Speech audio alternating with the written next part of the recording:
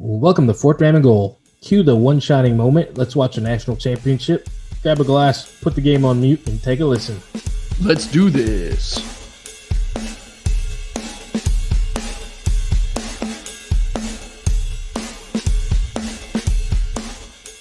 Welcome to Fourth Ram and Goal. I'm your host, Kurt, and I got my co-host, Dick, here. What's up, Trammers? We got a shitload to be discussed tonight, including a re-recording fuck-up on April Fool's Day, which was not a joke to us. A lot of stuff going on with the Texas Tech coaching situation, a lot of going on with other coaching situations, and then most importantly, we have the national championship game on right now as we speak, and it is off to a rough start. So we're going to get into all that as we get going. Dick, you have anything else to chime in there about stuff we'll be talking about before you get into our socials? Yeah, I think really just to hit on the fuck up, it was an April Fool's joke. That's a long joke that I just pulled on you. Got him. No, but in all reality, this is why we do it. Oh, that would have been legendary. This is why we do it. We put the game on mute, grab a glass, take a listen, watch the game. We're going to be listening to us as we watch the game. This is why we do it, folks. That's why we're here. Enjoy the party, enjoy the anecdotes, and bear with us as we kind of piecemeal the two recordings together. We're going to do some stop and start intros. We're essentially going to say, and here's our thought on that. And then you'll hear a little bit about what Kurt and I were drunkenly rambling about. Fair warning and disclaimer, we have one section where it's almost 20 some odd minutes long of us just ranting and arguing back and forth. So bear with us through that as well. So without further ado, we'll go ahead and get into the socials. We've got Instagram and Twitter out there. That's 4TH at Fourth Dram. I typically handle the Instagram. Kurt is heading up to Twitter. Those are great avenues to get in touch with us. We've got the centralized website of Fourth Dram and Goal. It's 4THDRAMANDGOAL.com. You can always find all of our stuff there. Contact us via email at fourthdramangoal@gmail.com. A couple other things to remember is that we need your feedback and we want you to help grow our show. So if you have friends that might listen to us, might find us entertaining, don't be afraid to tell them about us. They can go into any of the streaming services out there: Google Podcasts, Apple Podcasts, Audible, CastBox, Spotify. The list goes on, and they can find us out there and rate and review us. We want to get better. We want to know what's working. So don't be afraid to either send us an email or tell them to send us an email, even to tell us, go fuck yourself. Without further ado, we're going to go ahead and get into one of our favorite sections of this show. It's really what's in your glass. Now, this is one of those disclaimer parts. We did a whole review on this amazing bourbon called the Prideful Goat by Gulf Coast Distilleries. I'm going to drop that in here, but first, I want to go ahead and go to Kurt and see what he's actually drinking tonight at the time of this recording. I've got a good one tonight, and I had it for the national championship. First and foremost, shout out to Tortilla Dan from La Rancheria Tortillas. Mentioned him before. Really cool guy. Met him at a whiskey tasting a couple weeks ago. Got into talking about whiskey, and I had told him this one that I had not had in particular was real cool about it right away. Hey, you want a sample? I said, heck yeah, I'll send you what I've got. He sent me this. Awesome guy. Better yet, had the tortillas. Freaking delicious. It's going to be hard not to get them from now on from HEB. Just saying. A little shout out there.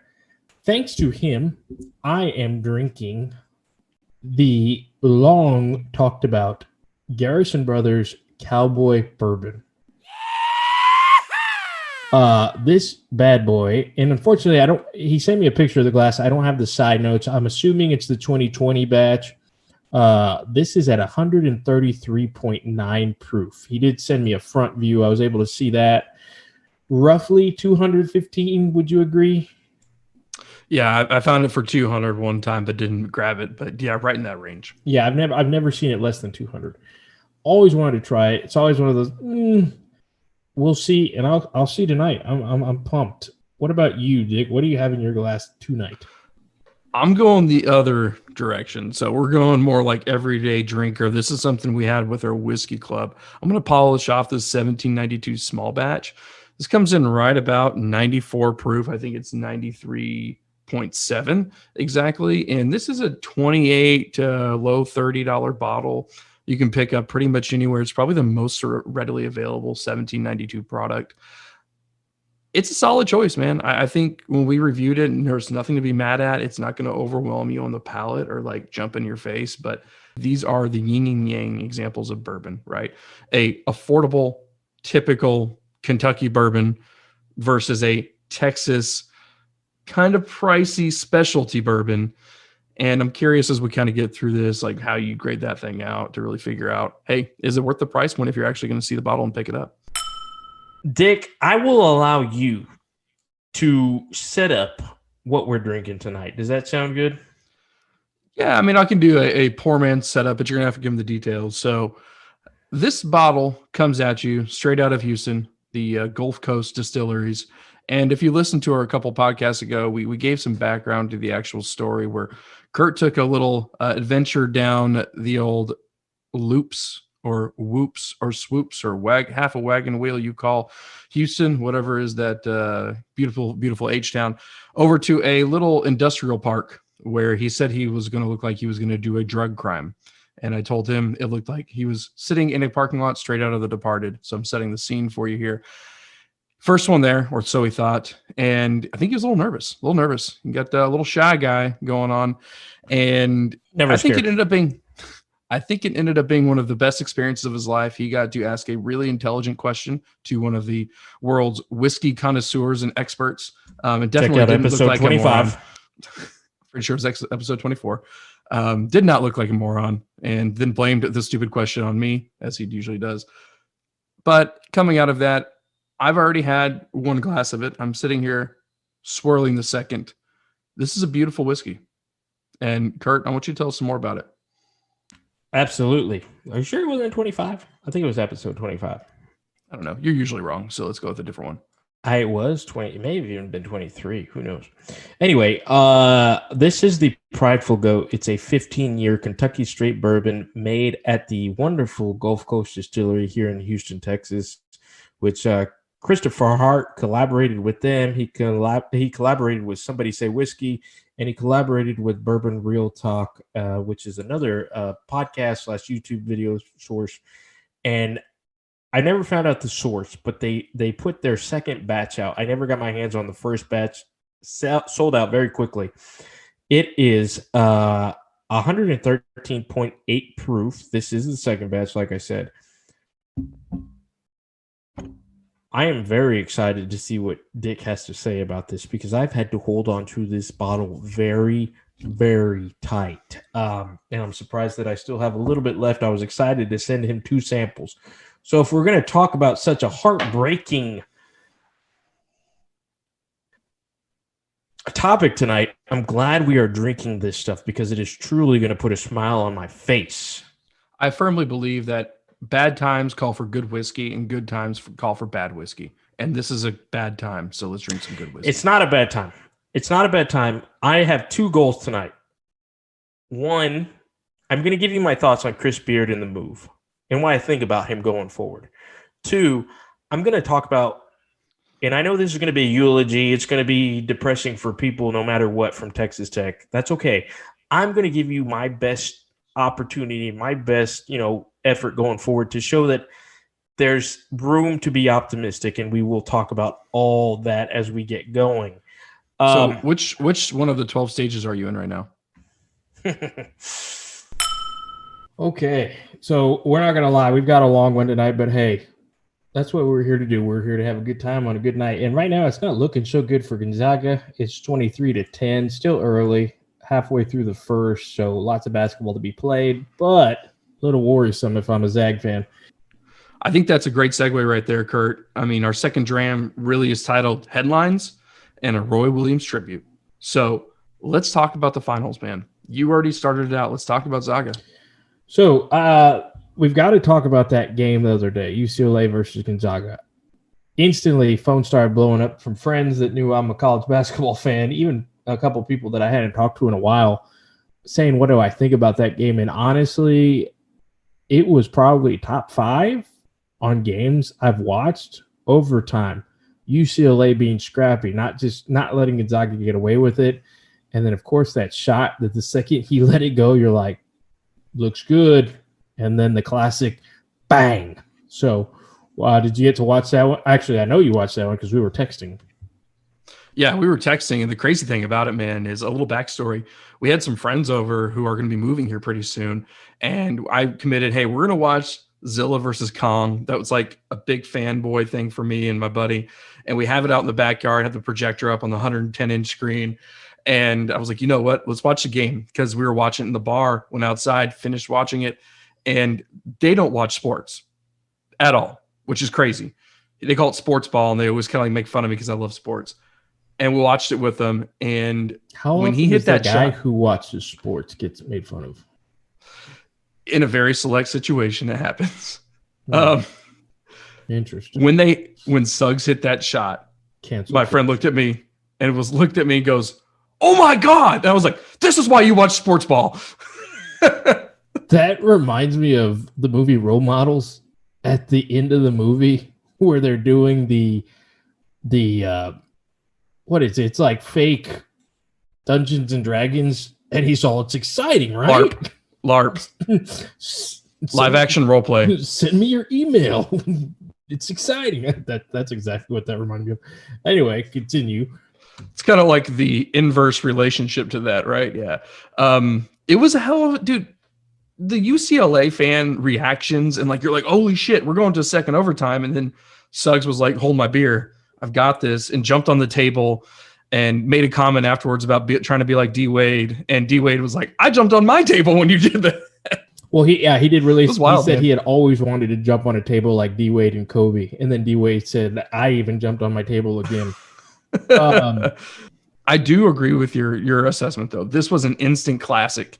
Like, if you remember playing NCAA football and like when you had a hell of a game, an instant classic, this was that. I like that reference. Yeah, a lot of the ones, I try not to think about the Tech game against Virginia, but that was a good one. That went into overtime. The others that I instantly remember are the Gordon Hayward half-court shot against Duke. Great game. I think of the 97 Kentucky versus Arizona national championship that went into overtime. Great game. 6 pulling off the upset, beating the 3 number ones on the way. Speaking of Arizona. Yeah, let's talk about it. Women's national championship just continued the year of excitement in COVID history here.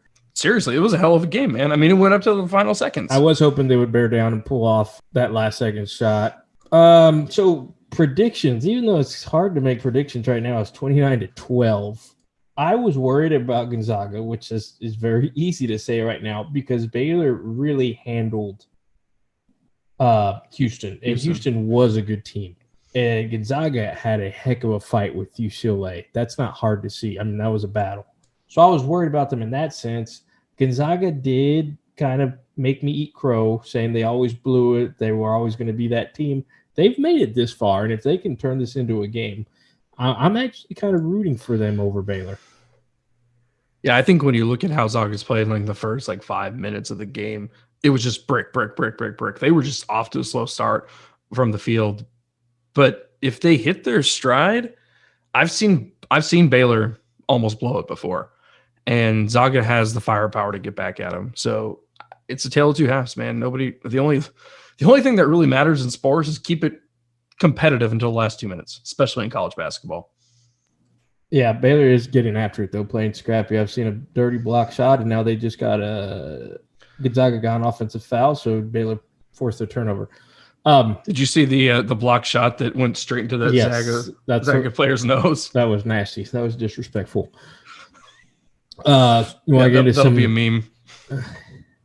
As soon as we the Sam Darnold memes today that were flying off in 5 minutes after the trade happened, those were awesome. You want to get in and set our listeners up for that news? Yeah, for sure. I think you already kind of hit the nail on the head. I mean, NFL news, that's the big thing happening right now. And, if we talk about it's 4/5, I mean, it's April 5th right now.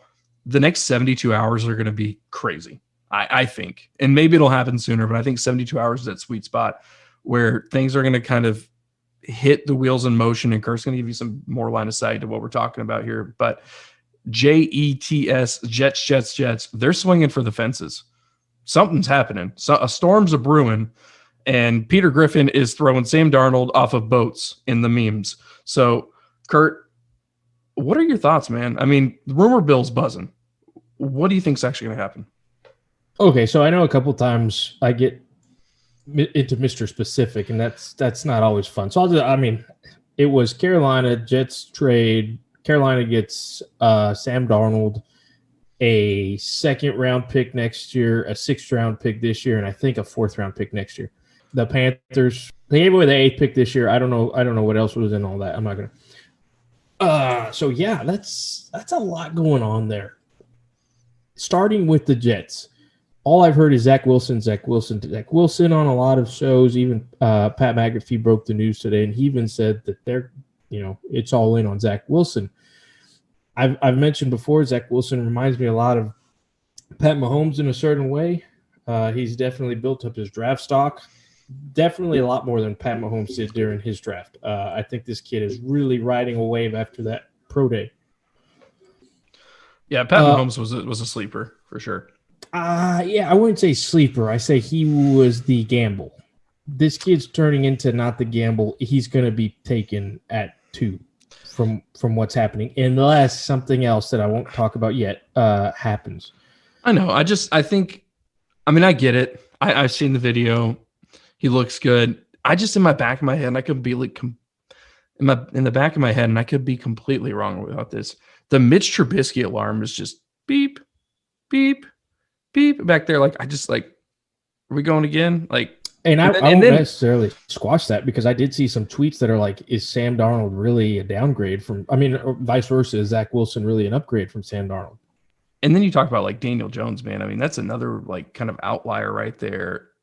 Kind of like, I don't want to say alarm, but like there's that like, it's another prime example of like UNC, Duke, like, do you really take these quarterbacks that are from like these not really powerhouse conferences? I don't know.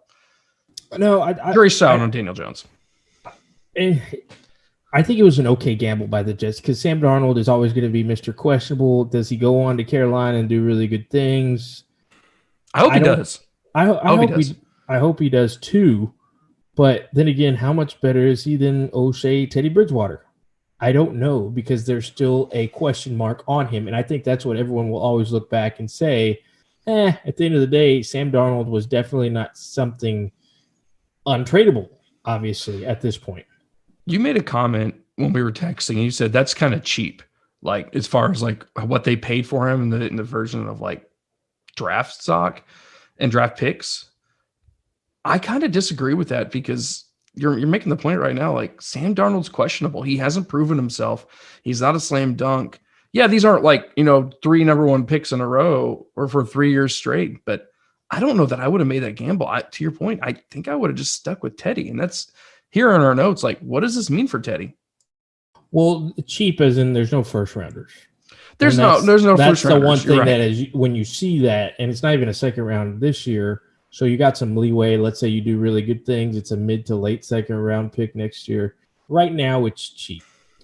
So to clarify, history will tell. Time will tell. Exactly. I don't know. Is it worth it? Let's lay that out there.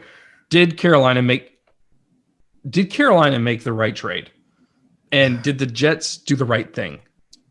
I think it was a win for the Jets. At the end of the day, they're going to get Zach Wilson, unless something else happens, or Justin Fields, and they've also got the 8th pick for now. Did Carolina lose? I think Panthers said, okay, we made Teddy Bridgewater unhappy. We need a quarterback, and we need a quarterback now, and it's not going to be Deshaun Watson. With everything going on, or because the Houston Texans are not trading him. Or they don't have enough to offer. Yeah. So Watson's a wild card here. Everything's going on. If you're the Jets, and somebody made an awesome tweet, and I really got to do better at who's putting these tweets out. Okay, the Jets have the ability to get Watson if all this legal stuff gets cleared up. That's not likely. This may be in court for a while. On Carolina's side, like I said, we're not getting Watson. At the 8th spot, we may not get the guy we want. Let's get Sam Darnold. So, that's what I think about it. It's just a meh. We'll see. All right. So I think that really hits the big NFL news. We talked about the rumor mill, the thoughts, everything going on. There's a lot of even trade talks with Is Watson on the table? Watson's got a bunch of stuff going on. More stuff seems to come out every day. MLB opening day happened. Do we care? I do. I always check the Yankees. The Yankees lost a series against the Blue Jays. The Stros swept, didn't they? The Stros did kick that Athletics ass, and I think that was more of a A's talked a whole bunch of shit. They did, indeed. And the Astros even did some things like, Altuve, scored on that pop-up to second, caught the second baseman sleeping. There was Correa who just nailed the shit out of the A's runner. So there was some things going on there. Yankees. Would you say there's some love lost there? Not at all. Yankees did kick the Orioles' ass today, so that's a little smile. I mean, opening day's cool. There have been years where I've had the day free, and I'll sit there and I'll do the hot dogs and I'll do the beers and we'll watch it. I didn't do that this year. That it was more of a check score because I was at work. But it's an exciting time. It's one of the major sports is starting up. Do I drop everything I'm doing like football season? Absolutely not. I wouldn't even say it's that much worse than basketball opening day because, it is a big thing being at the ballpark. There's just so many games. Yeah. There's so many games. But the first one's always one to remember. I only care about the last 7. So gotcha. Let's talk about the MLB though. Let's talk about getting into it a little bit more. There was a big decision made. The MLB is taking a stance, and I would be one to go out there and say I agree with the stance. I agree with the move. They're moving the Major League Baseball All-Star Game out of Atlanta.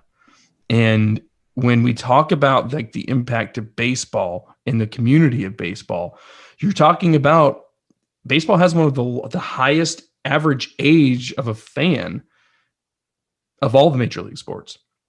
So you're talking about trying to rear back, and they're trying to essentially make themselves younger, make themselves more appealing to the young crowd. And I think this move is a testament to that.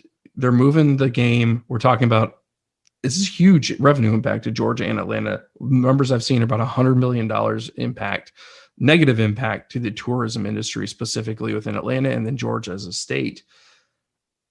That's a big decision, man. And we don't get political in here, but it's a sports move. And where do they go from here? I mean, it's not really a question of is it the right decision? It's just, what are your thoughts, man?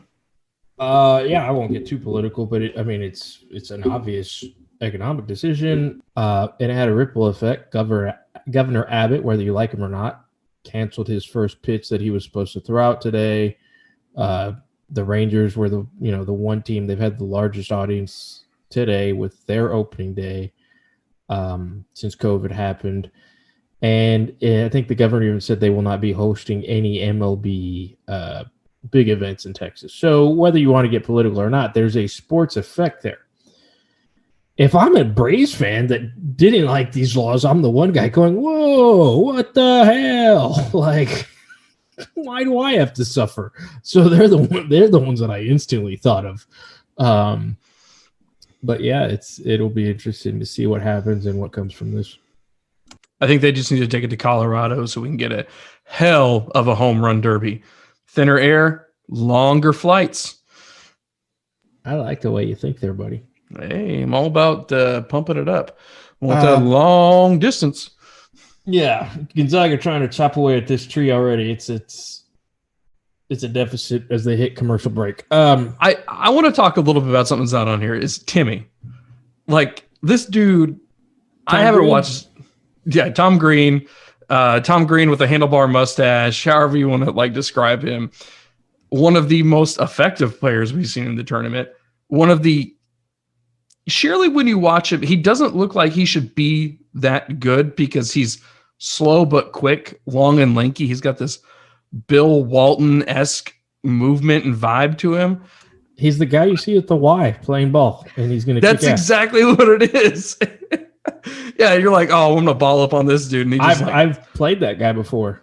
Just fundamentals all over. He's the guy. He's literally the guy that shows up after you've got going. He shows up in a hoodie, and he's like, "Hey, can I play with you guys?" And then he beats the living shit out of you. I've had that happening at a gym before, and that was him. It was him. Actually, Who's his dad? Actually, the guy who did that to us one time we played, I thought it was one of the Berry brothers. That's exactly who he looked like. Brent, one of them, and he just iced us. It was ugly. All right, so I think we've all been in that kind of situation where you just get embarrassed and your boys look at you and you're like, what the fuck just happened? And time to go get some Dairy Queen, right? Basically, that's what happened. Or a whiskey, one or the other. At the time, it was probably more of a Whataburger session afterwards. Okay. I'm going to go eat my feelings now. Yeah. All right, so let's get into our first insert of the April Fool's Massacre.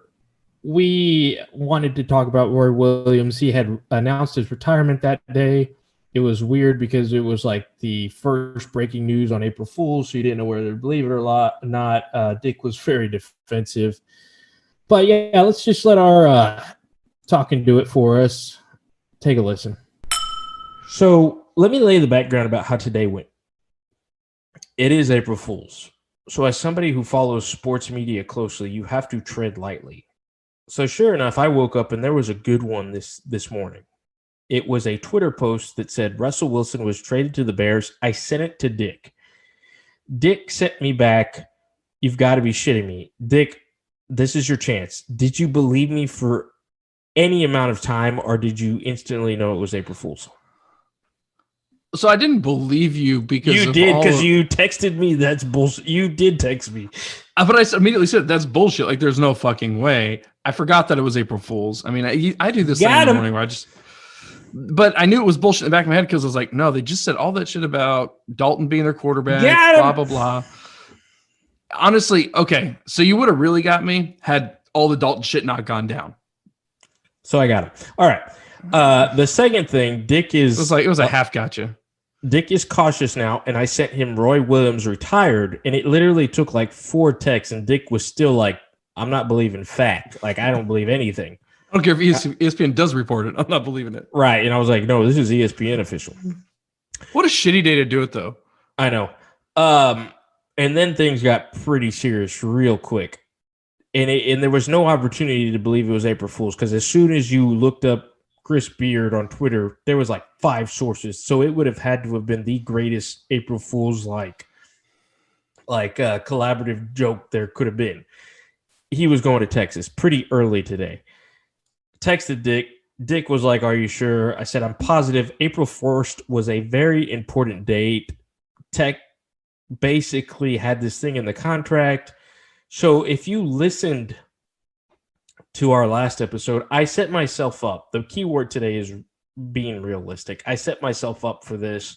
I had an approach to it that I was possibly expecting it. I was not shocked. April 1st was a big deal.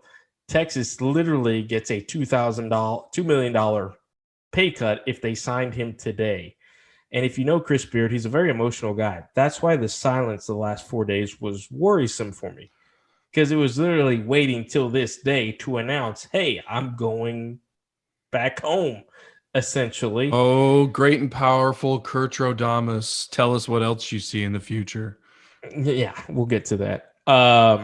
So, yeah, it was not a joke from the get-go, and Chris Beard signed with UT. I like to call it you. Fuck you. Yes. And I knew Dick was going to have definitely had some comments for today's episode. Dick comments. That's what I do. Yes. All right. But before we get into that's going to be the third and fourth round. I want to get into the second round because I'm not going to take away from this guy. This is big news today. Roy Williams retired.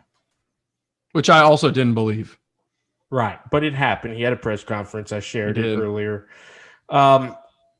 Otherwise, it would be the biggest gotcha ever.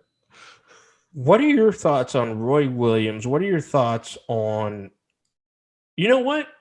Why don't we get into our little conversation earlier after you tell me your thoughts on Roy Williams? Go. I mean, Roy Williams is Roy Williams. I mean, I think if you talk about like modern era greats, probably like Kurt and I's childhood and maybe before, There's very few coaches in college that have stood the test of time. Coach K is one of them. Woodson, what was his name? Woodson, UCLA back in the day? John Woodson. Yeah. Woodson is another. John Wooden. Wooden, sorry. Wooden is another. That was a little bit before our time. But beyond that, I mean, you have these, I won't say flash in the pan, but these kind of short stint, non-legacy coaches. I'm forgetting a bunch, but you get what I'm saying. You have Shaka Smart, right? Great at VCU, goes to Texas, flash in the pan doesn't pan out. You look at football, same situation. But there's these like inherently like dynasty-driven coaches that when they retire, it truly is an end of an era. And those are huge shoes to fill. I do not envy the man that has to fill those shoes. I just don't. I think it's a hard place to come up from behind a great and actually succeed. You're going to see the same thing when Saban retires. And I think if you talk about greatest coaches of all time, basketball is harder to win championships in. I mean, it really is. You got Coach K. It's literally one loss in a tournament, and you're out. Yeah, exactly. Yeah, I mean, you think about how many one-loss seasons Saban's had and won the championship. I mean, and there's a lot fewer games, right? But I think when you talk about just college coaches in general, you're going to put Roy Williams with them. There's nothing you can take away from that. He built that program in the modern era. Kurt's going to back me up on, there was someone before him, and I'm not going to argue with that. But if you think about the social media era, the televised era, the really bring the forefront of the multi-million-dollar contracts, Roy Williams was part of that, man. So that's what I got to say about that. That's good stuff, Dick. That's good, Dick. Roy Williams. Roy Williams, man. There's not really much of a bad thing to say in a world of constant controversy when it comes to recruiting and things like that. I can't think of anything right off the top for Roy Williams. Did great things at the Kansas program. Won 2 national championships at North Carolina. Did the right things. If you heard his speech today about, nobody will love coaching as much as me, and even said that he wouldn't even consider himself the best. There's not a lot to dislike about Roy Williams. Now, they're not liking North Carolina. That is possible, and that'll lead to our next discussion here in a second. But let's say this about Roy Williams too, not to take away, but he won a national championship with fucking Tyler Hansbrough as his star. That's a lot. That says a lot. That's saying a lot about his coaching. Yes, it does. That's exactly.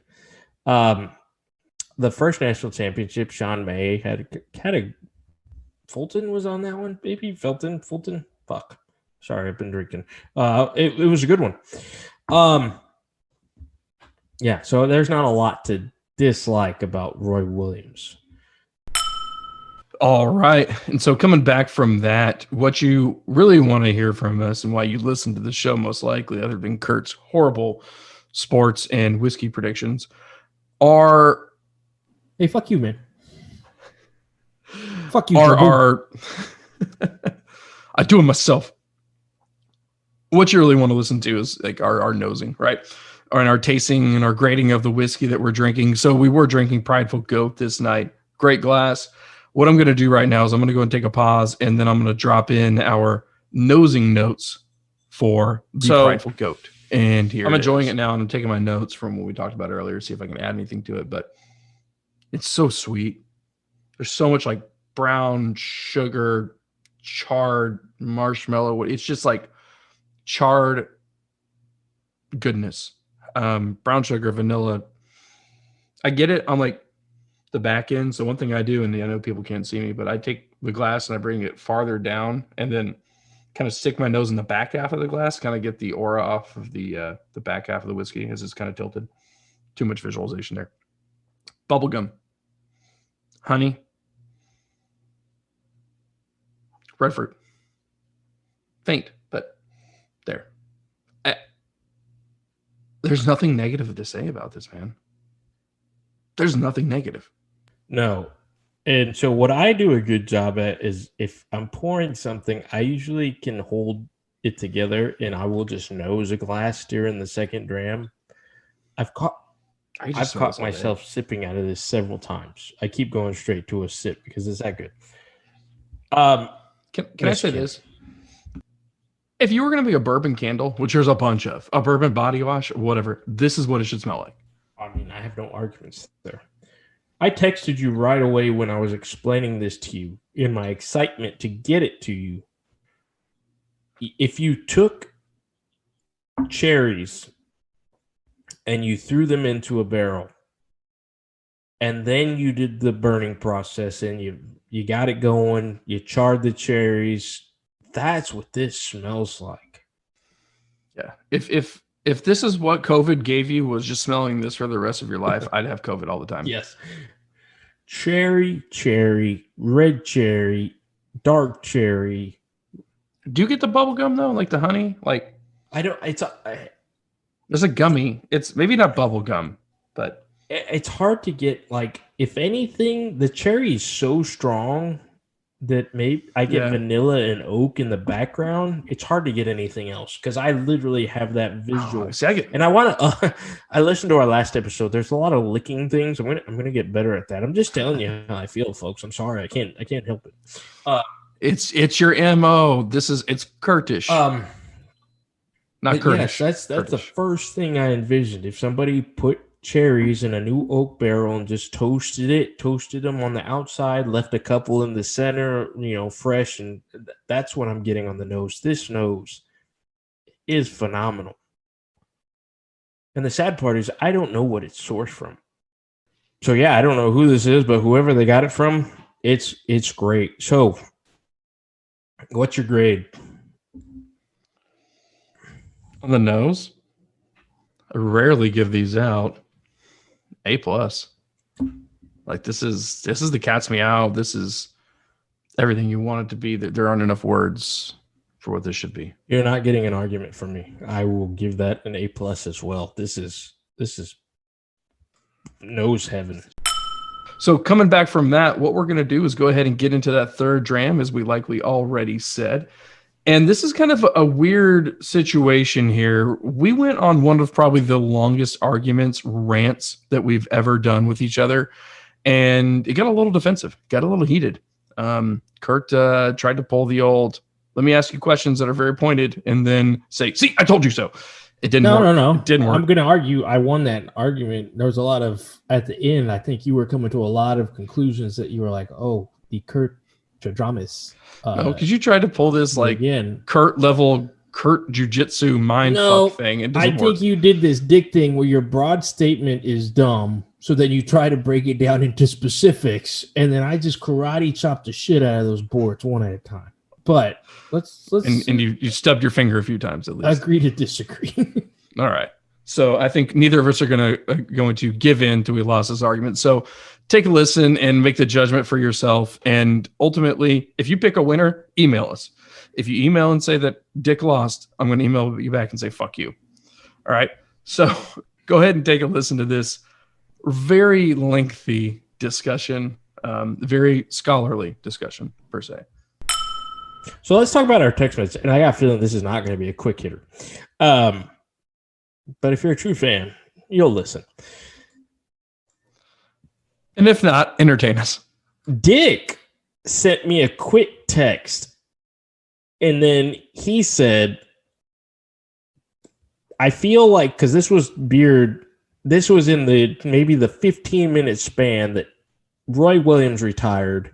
And there was maybe a couple tweets saying that Chris Beard maybe can go to UNC or Texas. That was like a 15 to 20 minute window.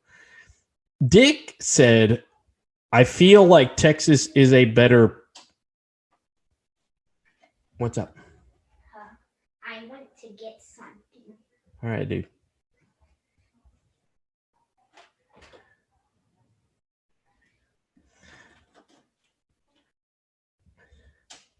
I feel like Texas is a better. I said, quote, I can see Texas being more attractive than UNC, though. Okay. And I replied, yes, thinking he meant the only reason that Chris Beard is going to Texas. The fact that that's... You said, yeah, true. I said more money, more fans, more exposure if he does well. And who the fuck would want to have to follow Roy Williams? And you said, LOL, okay, no then way. he lost me. And that's where we got off I'm glad the you rails. put the exact quotes. I said, yeah, true, for the simple fact that Chris Beard went to Texas. And I'm going to get into that in just a second. Plain and simple, Dick. And I told you I was going to do this. Nothing but a simple dick. There is no way that you're going to argue that Texas is a better basketball gig than UNC.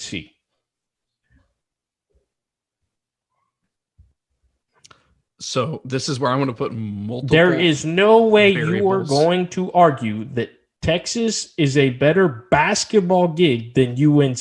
Go. Okay. So there's multiple factors here. If you're saying is Texas a better basketball gig than UNC today? The Never. answer's no. Okay. No, never. Never. It's not never. Let me hear me out. No. Hear me out. Not no.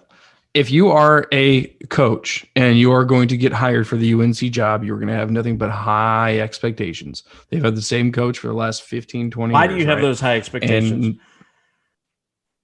because you're from a winning program. Because it's UNC. It's a winning program before Roy Williams. I'm not arguing with you there. They have a history of winning, right? And so you're going to be expected to win. You're being given all of the gates to the kingdom. You should come in and be able to do what Roy Williams did. It's UNC. Because it's one of the best basketball programs It's in the Dean country. Smith. It's Michael Jordan. It's Jerry Stackhouse. It's UNC. Yeah, no, I Okay. got you there. Okay. I'm not arguing these points. Continue. At all. My point here is Texas is the better gig, and this is why. I want to scream at you expectations- and let you finish at the same time. Okay. The question, what is the better basketball gig? And you are saying right now that Texas is the better gig. I'm saying right now that UNC is the better program. Texas is the better gig. Yes. Okay, I'm going to shut up, and it's going to be hard. It's going to be so hard. I've had a lot to drink Sure. tonight. I know. Go for it. I know. Okay, make your point. I'm going to take a sip before I do. So I've already outlined why UNC is the better historical program, right? And in the next 2 to 3 years, that success, that pride, that fandom does not go anywhere, whether you win or lose. But your ability to hold that gig down is specifically driven on your ability to repeat and redo or do better what Roy Williams and his predecessors have done before him. There's a lot of history there. When you look at the Texas gig, there's very little history. There's very little success other than talking about the early 2000s and maybe back in the 70s, 80s, if that. But when you talk about the modern social media era, Texas basketball has underperformed what their maximum potential is by a landslide. We live in Texas. And most of our listeners probably do, if not all of them. But if you don't, there's one thing you need to know is that the quickest way to drum up $400 million, if you're the Texas Athletic Department, is for your football program to win 8 games and make a decent bowl. Now, you started talking about football. Hear me out, because that's not the they're conversation. intertwined. They are dovetailed. You asked me what's the better gig, and I'm getting to my point. Yes, they are the athletic department. Okay. So get to the point. Is that what get to your point. Get to your point. Okay. All right. Underperformance. You can take every T-shirt football fan that slaps on the Longhorns on the back of their truck or slaps on a burnt orange T-shirt on Saturday and turn them into a basketball fan very easily from the standpoint you can. No. Yes, you can, because you don't let me finish. It's hard to right now. It's very hard to. Okay. I'll give you a shot. And we did the same thing during text. It was very hard to let you. I saw the little bubbles popping up, and I was screaming, "Shut the fuck up!" Like, stop. But okay, go ahead. Disagree. It's okay. I'm not asking you to agree. I'm giving you my point. I'm giving you my point of view, if you will. My point of view. Ultimately, your point of view sucks. How? Because you're talking about money. You're talking about money equals facilities. Facilities equal recruits. The maximum potential in the sheer amount of volume of fans. You think that UNC basketball can't compete with Texas basketball facilities right now or in the future? Ever? Yes. So you think they can never compete with UT basketball? No, facility. I'm saying if a coach comes in and does okay and then does well and wins and maintains his job and continues to build a program from, I don't say from scratch, but from where they are right now, the sheer amount of money that was thrown at the basketball program from the athletic department that drives so much from t-shirt fans throwing money at the football program will then be reverted back to the basketball program, and Texas, ipso facto, becomes a basketball school, much like my argument that Texas has become a basketball state. And people don't care what the sport is. People care more about winning and be able to say, my team won and I bought the t-shirt. And that t-shirt drives money. And the team in the athletic department will pump money, more money than UNC will ever see and ever imagine based off their revenue, into a basketball program, facilities, coaches, salaries, which equal recruits, time over and time over what UNC's maximum capacity is, simply based off the fact that our maximum volume for fans that are TU fans, they have their own fucking network, for God's sakes, when their football team was decent. It failed because they started failing, but if they would have succeeded, it would have skyrocketed. And you cannot sit there and tell me that Texas can't corner the market on fans, much like Michigan fans do, much like Notre Dame fans do, and revert that money back into a basketball program. You just can't. UNC, great, historic. They have to fight with, they have Chapel Hill. They have to fight with, they have to fight with Duke. They have to fight with everybody else within that ACC conference and that entire East Coast great squad of schools. And their population density is limited based off geography. Here in Texas, our population density is not limited off geography. You're only an A&M fan. You're only a Tech fan if you went there. You're a Texas fan because you bought a fucking t-shirt. And that's what they're competing with. It's all about the Benjamins, baby. It's all about the Benjamins. In my best Stephen Smith voice, are you done? In my best Shannon Sharp voice, fuck you. Shannon Sharp. No, Shannon Sharp doesn't say fuck Or you. does it go with Stephen Smith? I know. Okay. But can I go? Okay, go I've let you talk for a while. All right, why don't you get those eyes real big at me? I've let you do the nonsense. So let me throw some perspectives at you. Probably took more of a Skip Bayless. Okay, true or false? Has Duke football had some good years in the last 10 years? Simple question. Has David Cutcliffe been successful at football? 2 good years, yeah, sure. Has North Carolina been good at football? 3 good years, sure. Have they come anywhere close to taking over the popularity of the basketball program? We're not talking about the same thing. No. You want to compare football. I'm not even talking about football earlier, but if you want to do those comparisons, answer the question. You're not taking into account the regional geography and population density. Okay, factors. you want to take region into account? Mm-hmm. What does Texas love more than anything in the whole world, and it will never change? What does Texas love?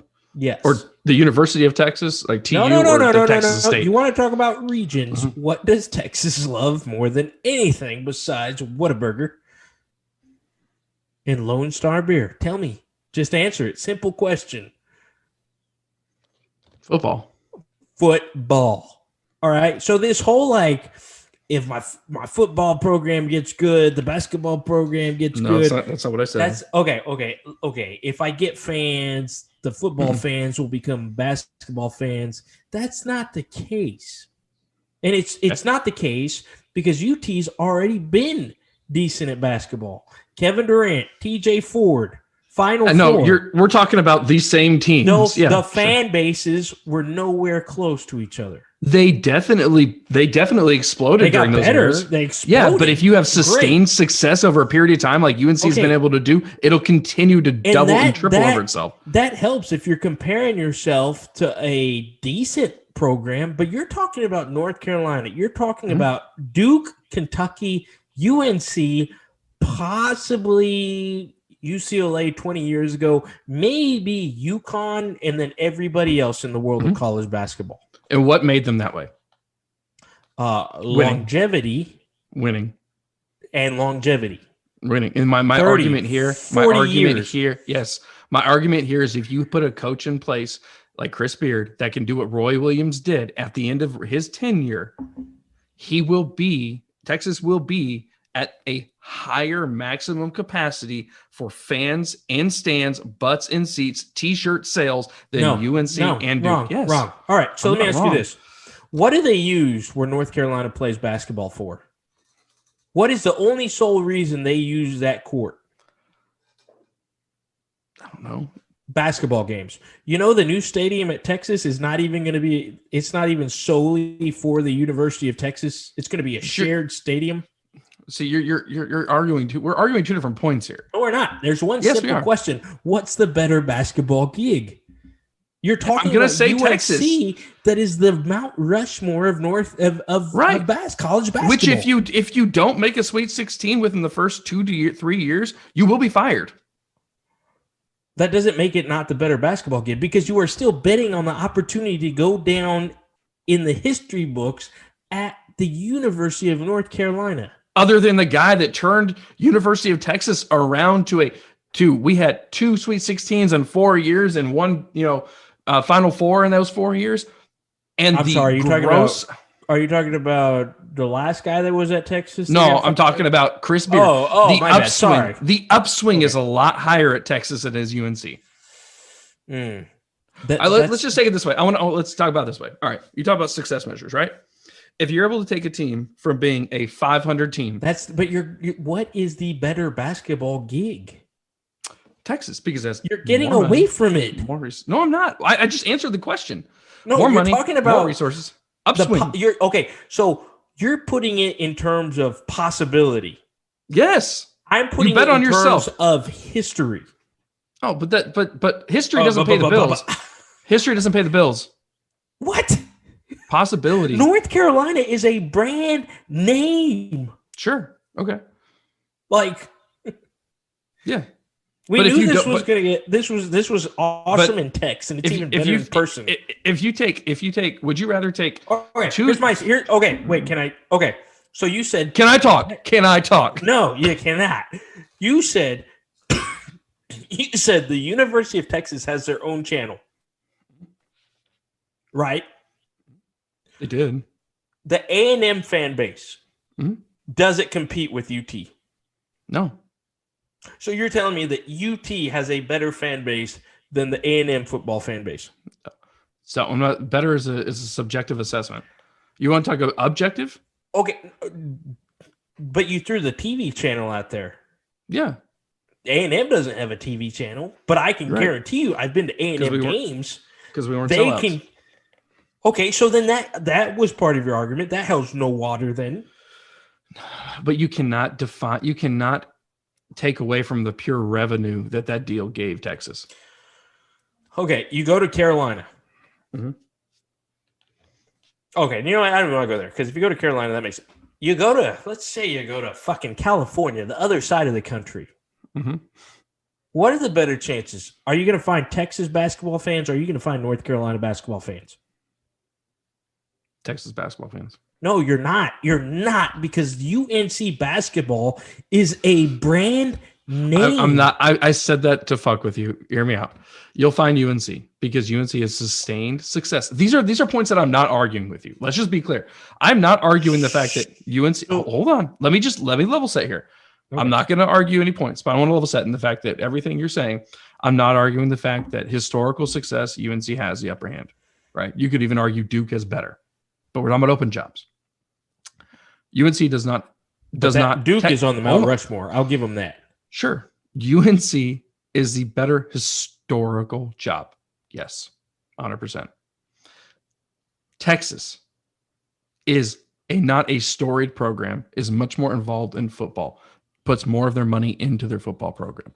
Not arguing with that. But when you ask me what gig, do you disagree with that point? You're just saying a lot of things that are really making it hard to prove your perspective. That's what I want to level set on a few things because I don't want to continue to argue these points. Okay. I'm not. So I said those two, right? But if you talked about what's the better gig, and I wanted to find the word gig, what job would I rather take if I'm Chris Beard in this situation?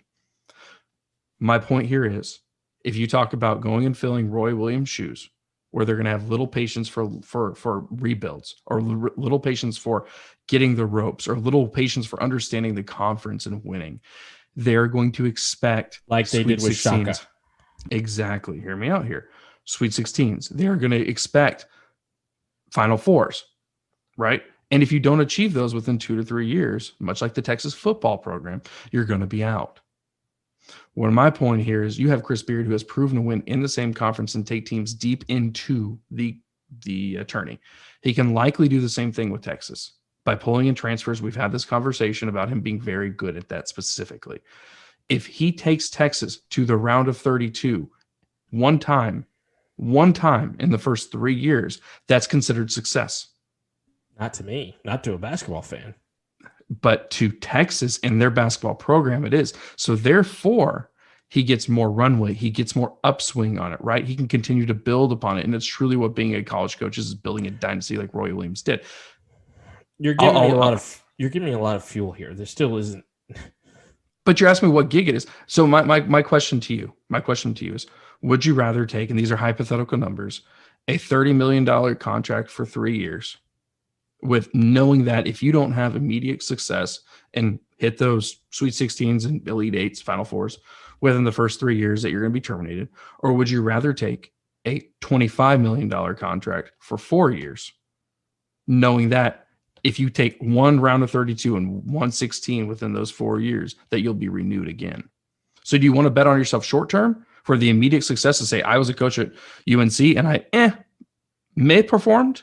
Or would you rather take a bet on yourself that I can build this program and reach the heights that Roy Williams built that program up to be, or took it to, and win championships with building my team, not inheriting Shaka Smart's guys?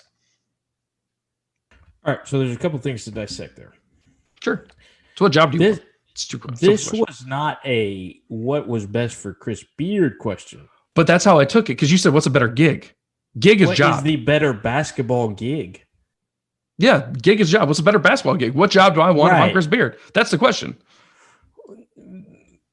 What's a better basketball program? Okay, so if you ask me what the better basketball program is, UNC. Who has more fans right now? UNC. No. I'm not backpedaling. Because if you take the alma mater aspect out of Texas, which I'm trying to wait to get into later, and I am Joe Schmo, I am a badass college basketball tech, and you're asking me, basketball coach, you're asking me what is the better basketball gig? That was the question. I'm going to say UNC. And then my second point to your recent rant. It wasn't a rant, it was level set, but okay. If I'm at Texas, am I going to work hard to get the top 5-star recruits in the country? I mean, I think every coach does. They're going to work very hard, right? Are they going to expect to get them? Mm-hmm. Is that your question? Probably not. No. I'm setting up my question. Okay. If I'm at UNC and I just throw the name out there, is that a lot easier to get top 5 recruits in the country? I don't know. Just nod your head, because I'm gonna shake my head because you cannot sell a program to a kid based off a name.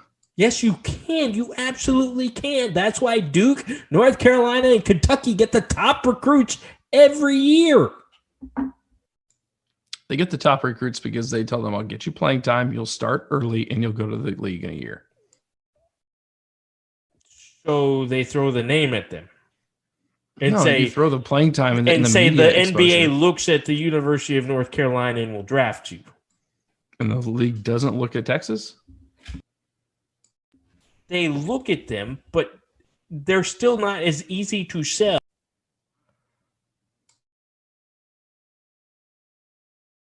You're on mute. Did you get in trouble?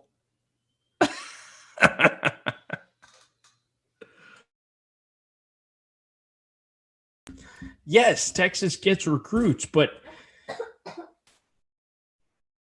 it's still not as easy to sell as UNC. So this is what we texted about. You're arguing something. The basic, simple question was, what's the better basketball gig?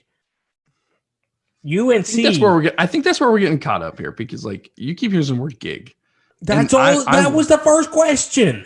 I know. Well, I think that's where we're getting separated on this, because your expectation is, in my my interpretation of this question is, what's a better program? Which job do you want? UNC. If I didn't Texas. go to UT. I still say Texas, man. Well, I'm sorry to say. See, that's where we differ. And I think this is what it comes down to is, for me, I'm thinking the way that Dick thinks. Dick is more conservative from the stand. I'm going to bet on myself in the long run, knowing that I can build what I can build because I trust more in my skills to build up a program to be successful. And I'd rather have longer runway than being able to walk into someone who was the shit and try to fill their shoes, because it's, in my opinion, like what Roy Williams did after Dean Smith. Right. It takes a special person. It really does. So you don't want to bet on yourself to be that special person. No, it's not about that. It's because I get it. Hear me out. So UNC fans have seen Dean Smith transition to Roy Williams. They're going to expect the same thing. And I'm not. If I'm Chris Beard, I'm not Roy Williams. I'm not trying to be Roy Williams. So then Texas is going to have that same pressure, correct? No, because they haven't had a successful coach. And no, they're going to have pressure. Years. Look at Shaka. They're going to have pressure. Sure, but Shaka had a losing record in the Big 12 and a barely winning record overall. Where's the easier place to deal with that pressure, and the easier place to, hey, come to the school, North Carolina, and let's go? I just inherently disagree. Shut up. I disagree with it. I mean, we have different points. Disagree. I mean, it's nobody's ever going to put Texas on the basketball Mount Rushmore. It's not going to happen. Sure.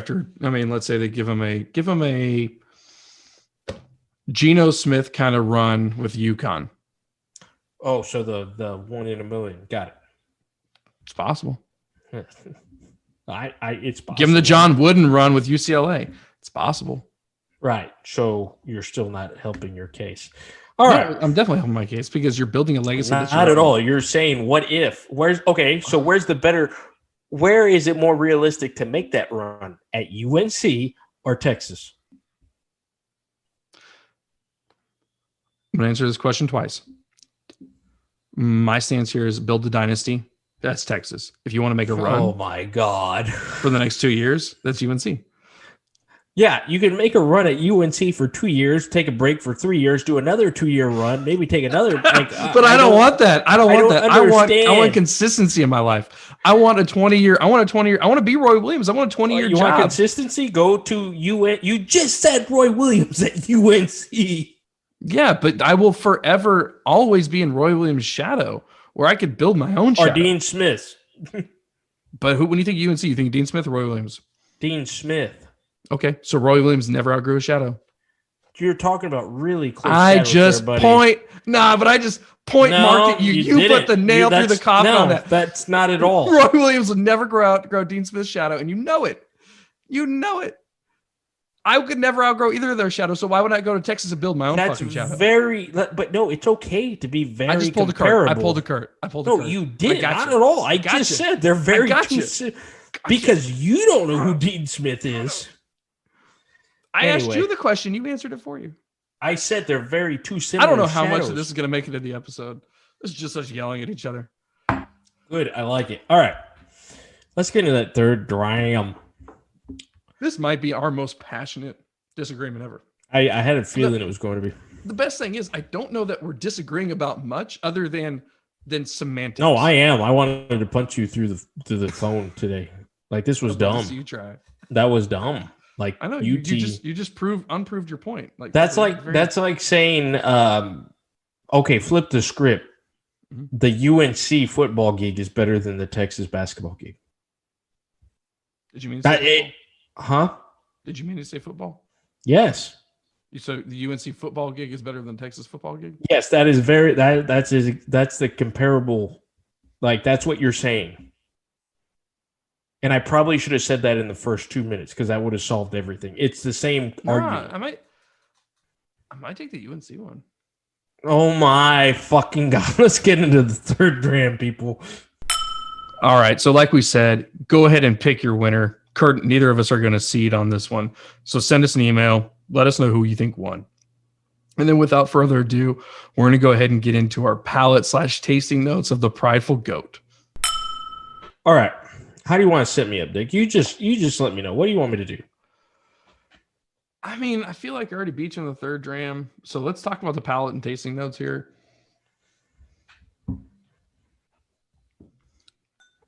What do you get, man? Remember to hit your mute button.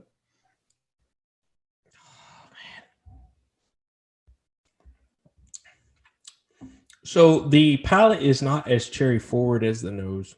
I get very traditional vanilla oak, vanilla cream. Like literally, if you've ever had the whiskey cake at Whiskey Cake and the cream that they put on top of it, I got that on this. You know what I'm talking about? Yeah, it's a Dick special. Yes. Oh gosh, just drizzle it. It's so good on this glass. Oh, and the cherry, dark cherries in the palate. There's a little bit of grape, but it is an oily, just cherry molasses on that palate for this. So I get a lot of the oakiness. I think the viscous, the oiliness is very much there. It very much coats the mouth early, often, and lasts a long time. I get a little banana on here. Like toasted bananas, like I don't know. I don't know what the right word for that is, but like when you like bananas Foster kind of thing. Plantains. Plantains. Have you ever had an Elvis burger? No. Oh, it's so good. Peanut butter, plantains, bacon. It's plantains. That's what I said. Plantains. Grilled You said plantains. Grilled onions. Oh, so good. Anyway, keep going. One thing on burgers that I'm not a son of a bitch about, like I do love it. I do, but I'm not going to wear a fucking shirt that says it. It's fucking bacon. Like, I love bacon. Who doesn't like bacon? But I'm not a son of a bitch about it. I'm like, I want bacon on, like, I don't know. Well, I don't understand, like, the whole. You think the Texas like dad basketball thing gig about is better than the UNC basketball gig? So I'm not surprised by anything you say now. I'm an eclectic motherfucker. We've already established this. So, being an eclectic motherfucker, I do get like oakiness, bitter palate. There are the cherries definitely there. I get so much spice on this though. Like, I don't know if it's rye spice, but it's just like barrel spice. And it's very much throughout the palate, throughout the note. It doesn't come across as proofiness, but it's just like, boom, like from the very get-go all the way through. And it's almost like, and it's not peppermint, but like when you bite into like a big red gum, specifically that first chew, and you're like, ooh, I kind of like that pop. That's a very similar sensation, but it's not the same flavor. So that's what you get. That's what I get. What's your grade?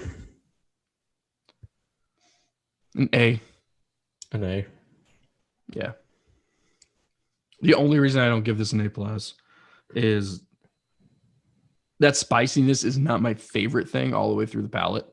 I like it to mellow out a little bit and bring some more depth there, but I would have really loved if that kind of brown sugar sweetness, red fruit was more palate forward than it is on the actual palate itself. But I mean, that's kind of like, it's argument semantics at that point. I mean, it's so good. It's hard not to give an A+, but for me, it's an A.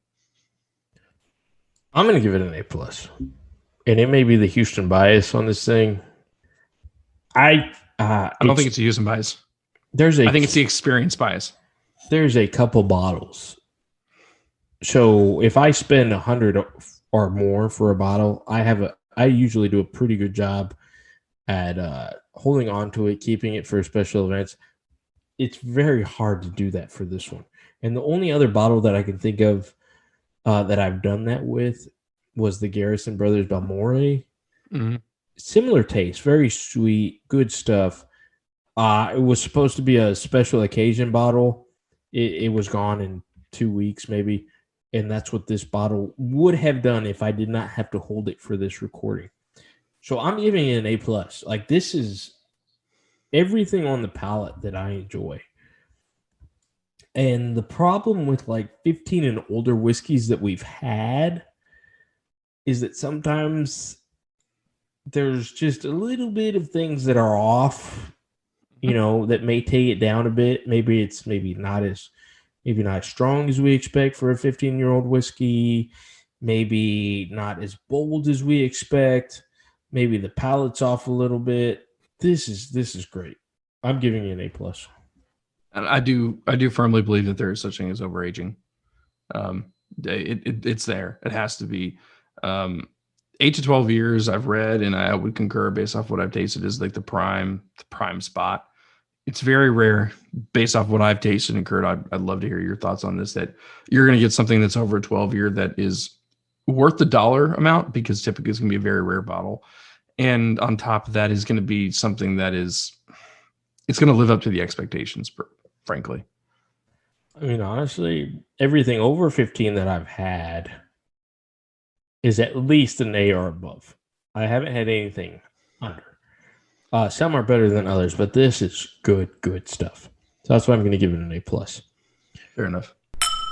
All right. And so coming back from that, we're going to go ahead and get into our fourth dram. So for those of our regular listeners, it's not quite our normal recording style. We're going to review what we're drinking tonight at the end of the episode. But we did want to talk about the Texas Tech UNC hires, the coaching situation. I want to get Kurt's thoughts on this section. So, Kurt, let's talk about Tech. Let's talk about UNC. Let's talk about these coaching hires. What are your thoughts, man? So, obviously, I can't redo the emotion of the whole point of that recording the other night. It was an emergency recording. I started it off with Kendrick Lamar's "We're Going to Be All Right." I texted Dick, like, I need to get on the mic. I've got to let go of some feelings. I had already talked about it in the previous episode because it was a possibility and how I was prepared for it, the whole alma mater thing. But that was the whole point of the episode recording, because usually we were the plan as Gonzaga. So here's the thing as a coach. You always tell them, make it a 10-point game by half. It is a 10-point game at the half. So Gonzaga did what they had to do to give themselves a chance. So that was the point. And had some strong words. It's a whole other feeling today because Texas Tech made their hire. And boy, oh boy, am I pumped. And I want to just interject right here that I can just attest to the passion that was there. And it was anger, it was frustration, it was happiness for a guy you care about. But at the same time, I think where Kurt was really trying to get to, and where I think he is now, is like, okay, shit's happened. Where do we go from here? Where do we get to? And kept repeating. We talked about multiple candidates, broke them down up and down all over the place. And we could recap that if Kurt wants to, but he kept coming back to Mark Adams is your guy. If you go with anybody else, you're wrong. And I think that's what you're seeing right now is Kurt was right, as much as I hate to admit it. Yeah. I literally threw a fist bump and I texted Dick because I said, just keep it simple. Keep the train going. This is the guy behind, and I guess we're talking about the Texas Tech hire before the UNC, but that's okay. I'm fucking pumped. I got the Cowboy bourbon. We got the news today. A couple players have already said they're staying because it's Mark Adams. He is the wizard. It's no secret. He's the wizard behind the defensive plan that has been so successful. I love the fact that they did go ahead and interview Darvin Ham, Mr. Backboard Breaker alumni, and gave him a chance. The only issue with that is when you do that, and there's obviously going to be contradictions such as Juwan Howard. When you bring back old stars, like, things have changed. This is not the same Texas Tech basketball that was around when Ham was here. So it's going to be hard to emulate the recent success. Mark Adams, you're not missing a beat. And I even felt like this relief, like, oh, wow. He's been an assistant. He is West Texas born and bred. He is Texas Tech. He has been there while the success has been going on. Some would even say he's kind of mentored Chris Beard. He's had a very small school upbringing such as Chris Beard, and you got so much respect that the second the news broke, all the comments were, okay, to make a comparison, there was a lot of who when Matt Wells was named the head football coach. That is not the case here. There is a lot of love, and it's an exciting time because maybe it just keeps going. And I'm excited to see that. Could that be because Texas is a basketball state and actually knows who the assistant coaches Texas are? is a basketball state only to second fiddle to football. But yeah, I'll agree with you there. Yeah. But Texas, The recent Tech success of Tech has Texas Tech has become a basketball school. I mean, there's no denying that one. There's no denying it. So yeah, that was good. A West Texas guy who wants to stay there. He could have very easily gone to UT with Beard. And during the recording, I'm not wishing the Tom Herman effect on Chris Beard. Okay. I'm not wishing the grad assistant goes back to his alma mater and doesn't succeed. I hope Chris Beard succeeds. And I can't wait for the Chris Beard, Mark Adams showdown that we get in the next couple of years. Yeah, sometimes the assistant coach actually knows more than the head coach does. Especially when it comes to game planning and scheming. It's very Cobra Kai versus Miyagi-Do Jim effect to it. Indubitably. All right. So you made a comparison. You made a statement. Sometimes going back and getting your successful alumni is not the right choice. It's not the right play. Well, let's talk about UNC, because it's kind of a hybrid situation of a long-term assistant who used to be a star for your program, right? So I'm not saying it's the exact situation, but it's an interesting comparison. Hubert Davis got hired as the UNC head coach. So we're talking about someone who was part of that 1991 Final Four team and ultimately, went around, got drafted, played in the league for a little bit, and then Roy Williams brought him in when he had no coaching experience and brought him onto the staff, and he's become a key integral part of this UNC success. And Kurt, I know I always do this, but I really want to get your take on it because you're closer to this kind of stuff than I am, right? I tend to take the more whiskey, high level, let me throw some crazy ass situations about you and let Kurt kind of fight through the mud to figure out exactly how Dick is right. But here, what are you thinking, man? Similar situation. He hasn't been away from the program. You're not bringing in an alum who hasn't been around the program, who doesn't do the, shows up to a couple games. Doesn't know the kids, doesn't know the ins and outs. He's been there. The kids know him. They've played for him. He's given them the big speeches and touring to him at practice. It's a little different from the guy that is the big name. Nothing against Ham. He's been there. He's been in the pros. But these guys love Mark Adams, and they probably feel the same about Hubert Davis over at North Carolina because he's been there on the sideline. So I think that's different. I don't have Juwan Howard's information right in front of me right now, but I think he was on the NBA sideline for a while. He was doing the developmental league, but it's worked out for them. I mean, heck, I think that's a valid point. I like what you're talking about as far as like being around, right? Being there. It's a stark contrast between taking over a successful program and a program that needs a rebuild. Neither of these programs are programs that need rebuilds. This is someone taking a stick and running with it and making it better. Like this is someone taking the resources, the attention, the recruiting prowess out there right now. You have a name to sell. It's taking that and building it and making it better. I firmly think from like a business perspective, and I'm curious, you're in a different industry than I am, but from a business perspective, if you've got a team that's gelling, work team, sports team, whatever it is, and your leader says, hey, I'm going to go in a different direction, your team kind of already has this like culture and this mantra of doing well or succeeding. And sometimes bringing someone in from the outside that has no idea what to do and just like, it's like a shock to the heart, right? Like an AFib. It's not going to make it better. Sometimes it can make it worse. Like you really need someone that maybe is from within or familiar with the ins and outs and nuances to kind of just take the stick and say, all right, guys, let's keep rolling. Like we're winning. Why do we need to do anything better? Like we don't have to rebuild this from the ground up. And I feel like both of these hires are in that same kind of vein where let's keep doing what we're doing. Maybe, modify a little bit from direction, but it's not we're in the dumps. We need to bring in a Urban Meyer to the Jacksonville Jaguars and restart this shit from the ground up. It really is a situation of we know what success looks like. We can repeat that. We may just need to like change the game plan a little bit. I think these are both the right hires. I really do. I think you nailed it. Take the guy that knows what it means to win, knows your people, and roll with it. Yeah, because it's not easy to emulate, distant success. And I don't know if I talked about him on our rant, and he may be in that rant. I know in the show I talked about him, but the whole Matt Doherty hiring back in the day for UNC, was an alum, great player for them.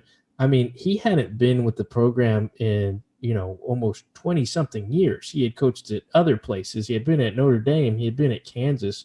And then they brought him in, and he just flopped at North Carolina as compared to these guys who have been on the bench, and they're just going to kind of keep going.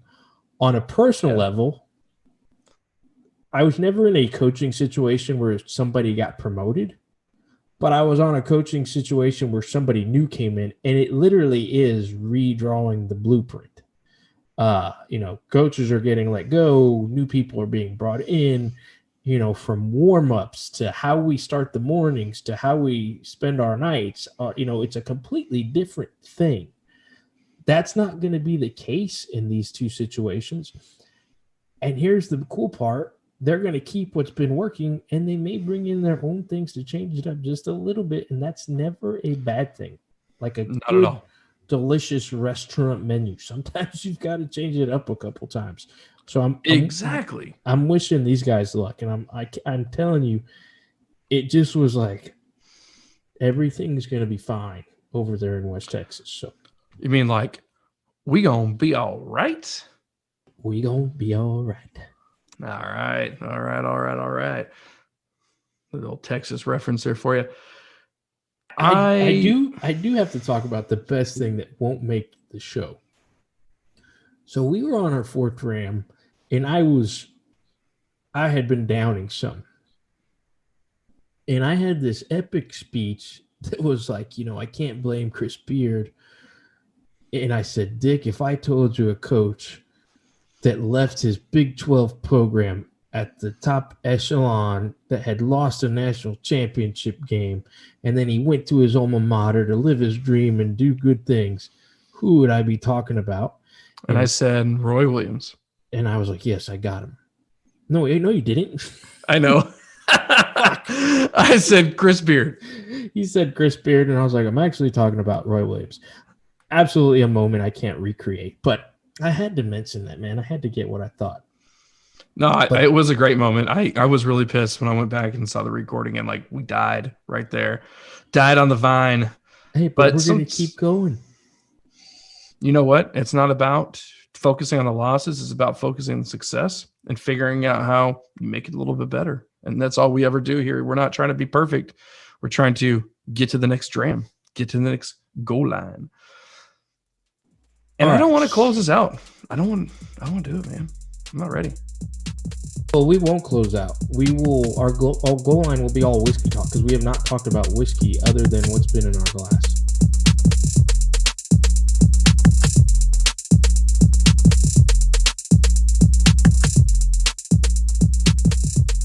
All right. So something else that we unfortunately lost out was our overall rating on Prideful Goat. We got the nose, we got the palate, and then we gave our overall ratings. And we'll go ahead and do that now. There was nothing to not like about it. We thought the nose was strong. We thought the palate was great. If you listen to those, it was cherries repeated, and it was just a real solid overall glass. We talked about pricing. We talked about how this was totally worth it at what I bought, $100. I think they sold the second batch for $124 outside of that tasting that I went to. I would pay $160 easily. If you twist my arm, I would spend $180. You make a comparison to other 15-year bourbons, and this is up there. It was so good. I had to give it a solid A, because when you say A plus, then you're talking about, my George T. Staggs, my Pat Happy Baby. Yeah, you're talking about those, and this really wasn't that much of a drop off, but I'm going to give it a solid A. Dick, I know you enjoyed it. Give us your overall rating on that Prideful Goat. Yeah, Kurt, I'm not going to stray too much from you on this. Be a loyal bitch. The only things that pulled back the palate and I talked about it a little bit, where just some of the spiciness, like the bitiness to it, but that wasn't negative, right? That's just the experience. But when I think you talk about like atypical bourbons, like what you like, what you love, this was it. We also talked a little bit about that like 8 to 12 year sweet spot on bourbons, right? Like that's where the money is typically, what you're getting bang for buck wise and like flavor palette wise. That's where like the good stuff tends to be. And then there's this conversation about like over aging. And there's very few that I'm going to say that are aged over 12 years. We've had some of them like Sam Houston 14 that are a little bit outside the palette, right? They're a little bit outside of the what you want it to be. You kind of build up these expectations because it's ultra aged.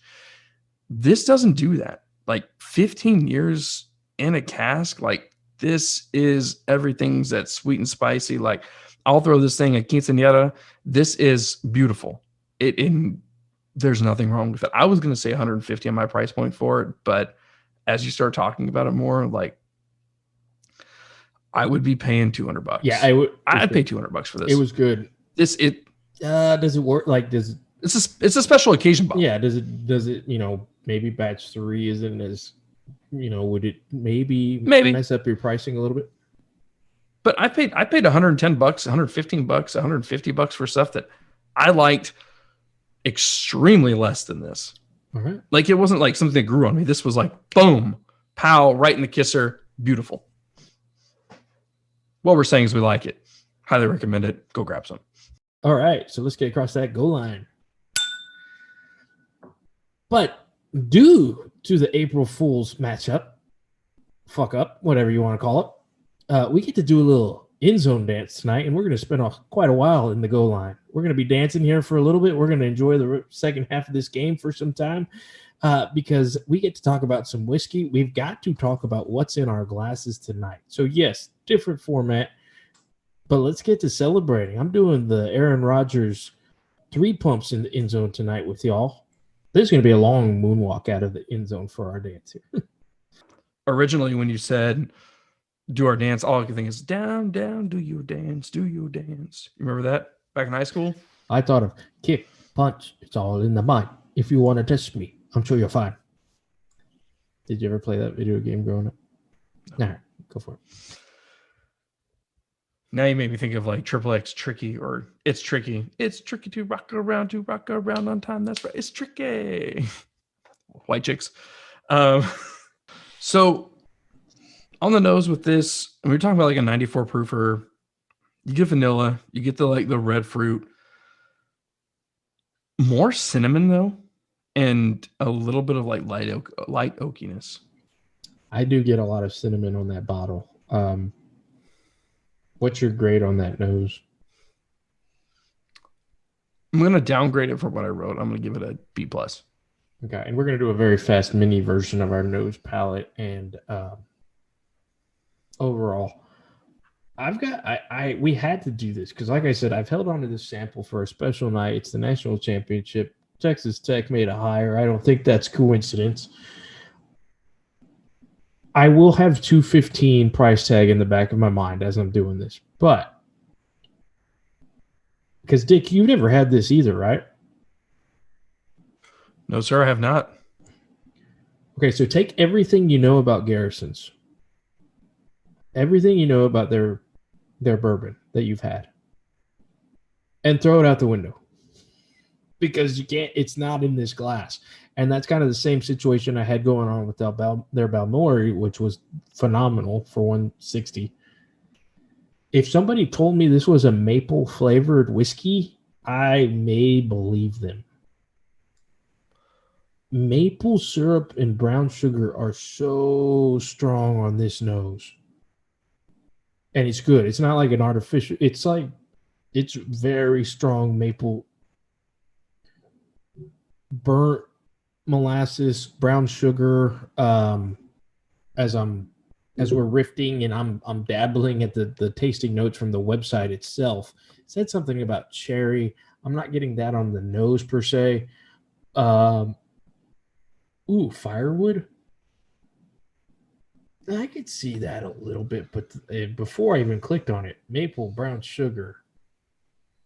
They do say scorched molasses. That is Firewood. certainly there. Yeah, I don't know about firewood, but I hate that on so many levels that they put firewood. I'm just gonna because it's Texas. firewood is not a type of wood. Well, it's not a type of wood. Yeah, but you know what they're saying when you smell firewood. Well, but smoke, hickory. Okay, here sorry. comes the Encyclopedia oak, of Woods. Hickory, Shrimp cherry, gumbo, shrimp mesquite. fried rice. They all smell shrimp different. They all smell Kebabs, different. shrimp. Yeah, we get it. You know your wood. We've talked about this. I like wood. I'm gonna give it an A on the nose. Not gonna lie. Drops of honey. I like the nose. You talked about your palate already, right? Well, let me go ahead and just give it to you. You get like sweet caramel, butterscotch kind of thing. Very, for the proof and the price, very viscous. More viscous than you expect. I get like a cinnamon apple situation going on. Like I tie that back to like green apples and cinnamon, like green apple pie. A little bit like cherry cola. I did get a little of the syrup and molasses stuff, but the big things are like cinnamon. I'm gonna just call it like barrel spice, like rye spice, even though this is not a rye. And then that butterscotch is very, very prevalent. Overall, I'm gonna give the palate an A minus. And this is once again keeping that $28 to $32 price range in mind. Okay, so the palate here, this is where the Garrison's traditional flavors come through. You can taste the corn, you can taste the Garrison brothers and know that it's a product there. 133, you would think that your mouth is on fire. I like that text I sent you the other day when we were celebrating Saturday. And I said that I took the 1792 small batch and then I followed it with a shot of the 1792 foolproof store pick. And it was literally like the small batch was the lighter fluid. The foolproof was like the flame. That was a whoof. This is pretty solid for 133. There's heat, but it's a flowing heat. You know what I mean? Brush fire, not spark. You know what I mean?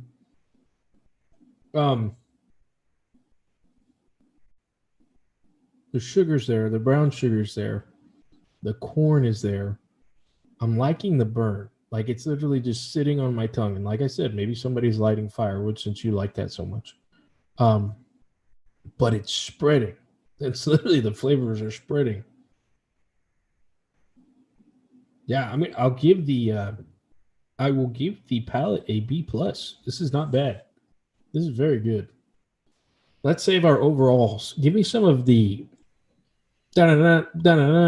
whiskey news from Dick. Whiskey news from your boy Dick. Like I Lay said, it on me, big boy. I love my wood. All right, so there's two main, I won't say stories, but two things kind of circulating around the whiskey web. One of them is Old Forester, the 117 series. So you're going to see this pop up on, I think, ADHD Whiskey, and I think Bourbon Junkies also have it out there, where they're doing the review. I'll admit I haven't watched the Bourbon Junkies review yet, but it's very interesting to see this Old Forester 117 series. I believe this is the first whiskey that the Brown-Forman line, that a master distiller who was a female actually set up and basically distilled and was the master distiller. I did see that. That was cool. This is something that's only being sold out of their actual distillery, their physical location. So I don't think you're going to see it on your shelves. It'll probably be something that's heavily, I don't want to say sought after, but the aftermarket price is going to be out the wazoo. But if you happen to be around the Kentucky area and access to it, or you happen to go to a bar and you see it, it's worth it. Just based off the fact that it's historical with the master distiller. It's a very, very limited selection right now. It's probably something worth bar buying at least. I wouldn't say pay aftermarket prices for it or secondary market, but it's interesting. Any thoughts you got, Kurt? The whiskey world is becoming the world to be in, and any way to make it more inclusive. And whiskey and women in whiskey is not a new thing. They, Those are two of my favorite things. true, as we make a sexist remark as we're going forward. It's not sexist. I'm just kidding. Yes, I know that, Dick. No, the whiskey is a great place to be, and any way to make it more fun, to change it up, just to share the wealth is awesome. That's great. It's gonna work. People are gonna buy it. I'm interested. Speaking of interesting, have you ever seen the documentary Neat about whiskey? Yes, I have. Awesome. We maybe even talked about that. But I think about that because of she started. Oh gosh, it wasn't Angel's Envy. She was the master distiller for somebody. Oak and Eden, maybe. Do you know? Is this making sense? It makes sense, but to be honest, we don't know most of the master distillers' names. I don't want to put. Oh, it doesn't matter. Yeah. Okay. But yeah. What else you got out there? What's in the whiskey world? So just reference the Old Forester person I was talking about is Jackie Zykan. So historical groundbreaking right there. The other one is New Zealand. So New Zealand is actually gotten into, like everybody else, the whiskey game, as Kurt said right there. And they've actually made an effort to they put forth a definition of their single malt and blended whiskeys.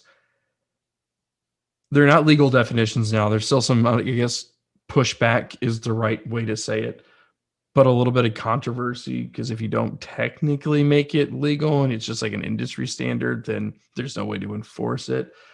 But we're talking about typical whiskey rules here.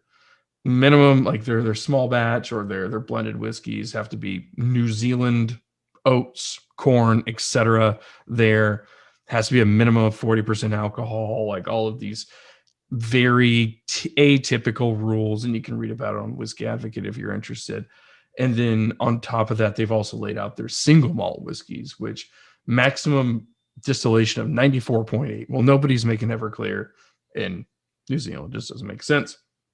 But the big thing is here, they're following the atypical, like, whiskey, I want to say bourbon rules, where it has to be at least aged 2 years, has to be, done in 700-liter casks. It has to be, bottled at a certain proof and up. And they're just putting a New Zealand twist on it. So that twist would be that when you go get a bottle, you have to dress in all black and you have to hit your chest and go, hoo, ha, ha, ha, hoo, ha.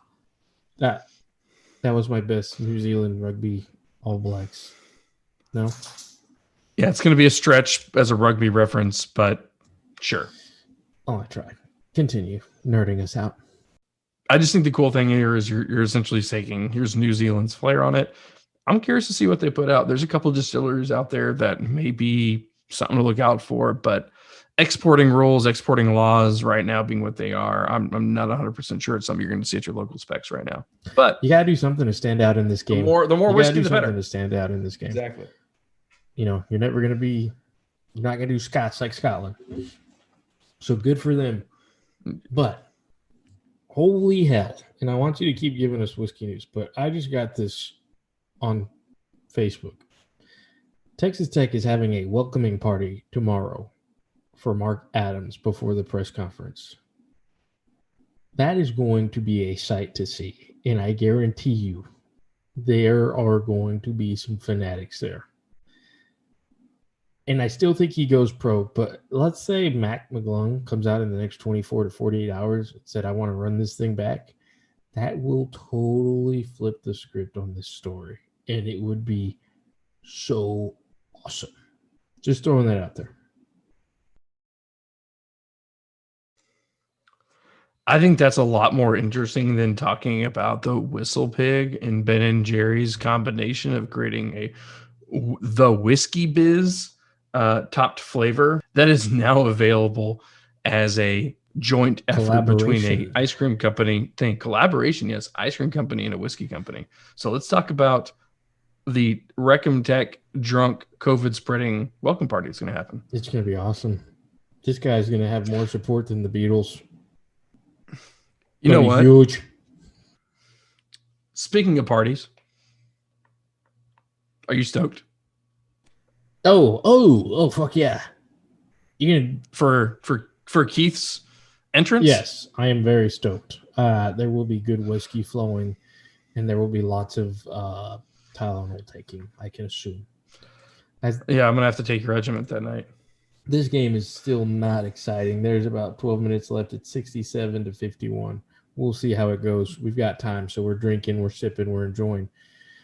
We are going to keep watching, but let's give our overall thoughts on this glass that we have tonight. We'll give you our recorded quote, and then we're going to let you guys go, and we're going to enjoy the rest of this game while we sit back and drink ourselves. Dick, what do you got for that small batch 1792 overall rating? Yeah, man. So overall, I really don't think this is a bad buy. If you've got $30 and you're looking for something that gives you a little more classier vibe, it looks good on the shelf. It's a good drink. All things inclusive, I'm going to give this thing like a B+. B+, bordering A-. Nothing to be mad at. I think we've talked about it. 1792 small batch. Absolutely up there in best bargain bottles when you throw it in with like early times and different categories. I don't know. Sazerac Rye, do you think so? I think Sazerac Rye is a fair one. I think we talked early times. Early times is like a different level of bargain buy. It's so I put early right times, Evan Williams, Bottled and Bond together. People even say the Heaven Hills, I think it's a 7-year, but it's a Bottled and Bond is another really, really good buy for that $14, $15 for a $7.50. Early times is a 1 liter for like 23, 21, yeah. Yeah, but this is a $750 for $30. I think this is a little bit different class, but it's still worth it. Well, it's funny because even the lady, I walked it up to the cash register, I'm in South Texas, remind you. Okay, I went back home. And even the lady at the counter was like, "Oh, mijo, this is a good one. Be careful when you sip this." Like, he was like, I was like, okay, like, absolutely. And that started the happy banter. Like, that's the only way I drink it. And then she was like, "Oh, I have to drink it with ice," but nothing like going back home. I think I miss being called mijo when I go places. I know, I love it. $29 actually. It was under 30 at the specs. I got it in Corpus. So Corpus Christi by the bay. Thank you. Dirty CC 361 represent. All right. Well, so Cowboy bourbon. I was not disappointed in the palate.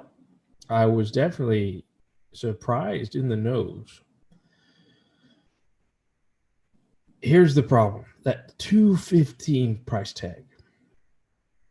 So you ask yourself, does it get knocked because of that? It does. So what did I say? I said nose was an A, palate was a B+.